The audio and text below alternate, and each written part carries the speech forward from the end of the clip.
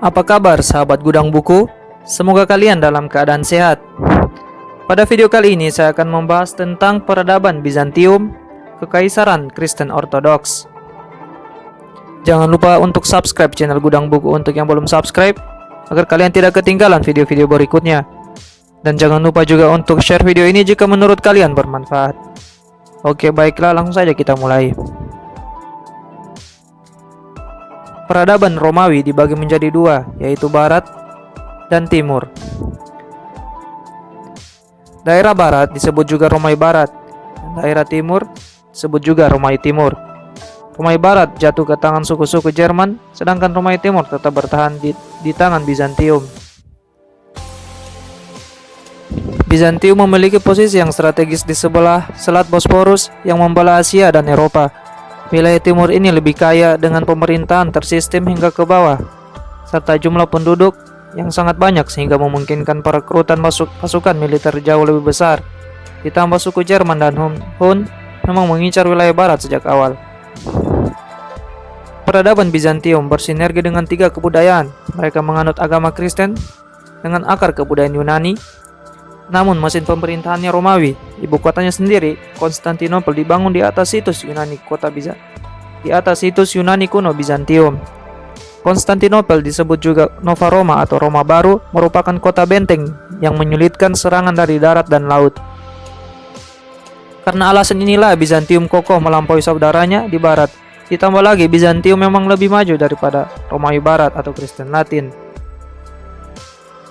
Pada awal abad pertengahan, Bizantium sangat maju dari segi ekonomi dan kebudayaan.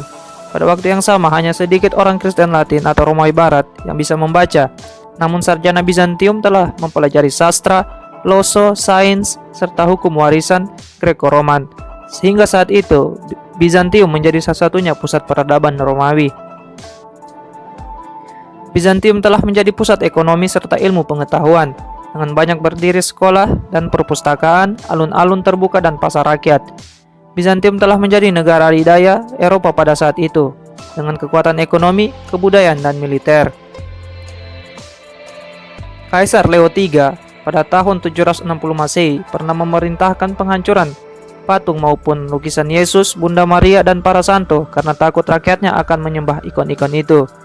Bahkan ia mengeksekusi rahib yang terus menyembah ikon itu. Pemberontakan kemudian dilakukan oleh kaum ikonodul atau pendukung ikon di seluruh kekaisaran akibat dari kebijakan ikonoklasme Kaisar Leo III. Kaisar Leo III adalah Kaisar Romawi Timur atau Bizantium yang berkuasa dari tahun 717 hingga kematiannya pada tahun 741 Masehi. Kebijakan ikonoklasme ini pada akhirnya membuat marah Paus dan umat Kristen sehingga mereka mengucilkan Kaisar Leo III. Akhirnya, atas upaya Maharani Irene dan Konsili Nicea kedua di tahun 787 Masehi menegaskan bahwa ikon dapat dihormati namun tidak disembah. Ikonoklasme adalah sebuah gerakan memusnahkan ikon atau gambar-gambar religius yang dihormati khususnya dalam gereja Kristen Ristus Timur. Pada tahun 813 Masehi, Leo V menetapkan kembali kebijakan ikonoklasme, kemudian dipulihkan oleh Maharani Theodora di tahun 843 Masehi dengan bantuan Patriark Methodios. Siapa Kaisar Leo V? Dia adalah Kaisar Romawi Timur Bizantium yang berkuasa dari tahun 813 sampai 820 Masehi.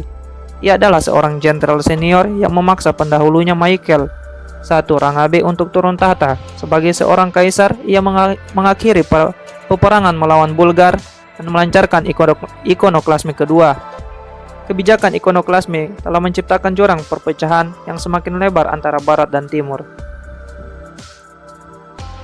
Pertikaian politik yang terpicu banyaknya celah perbedaan memuncak di tahun 1054 Masehi, di mana masing-masing gereja menancapkan dominasinya, yaitu Gereja Katolik Roma Gereja Katolik Roma di Barat dan Gereja Yunani Ortodoks di Timur, yaitu di Bizantium. Dunia Kristen Latin menolak klaim Kaisar Bizantium sebagai pewaris Kaisar-Kaisar Romawi disebabkan karena bahasa agama yang digunakan Bizantium adalah Yunani, sementara di Barat bahasa agama dan kehidupan intelektual keseharian adalah Latin. Dulunya Bizantium menggunakan bahasa Latin, namun Kaisar Heraklius, Kaisar Romawi Timur, melakukan penggantian bahasa resmi kekaisaran menjadi Yunani serta memperkenalkan sistem tema. Sistem tema adalah sistem militer baru yang dibuat selama dinasti Heraklian atau Heraklius dari kekaisaran Bizantium, di mana tanah diberikan kepada petani yang sebagai gantinya akan menyediakan tentara yang setia kepada kekaisaran, mirip dengan sistem feodal Eropa Barat abad pertengahan. Sampai di sini dulu yang bisa saya sampaikan di video ini, dan jangan lupa untuk subscribe channel Gudang Buku untuk melihat kelanjutan dari sejarah abad pertengahan, dan jangan lupa share video ini jika menurut kalian bermanfaat. Terima kasih dan sampai jumpa di video selanjutnya.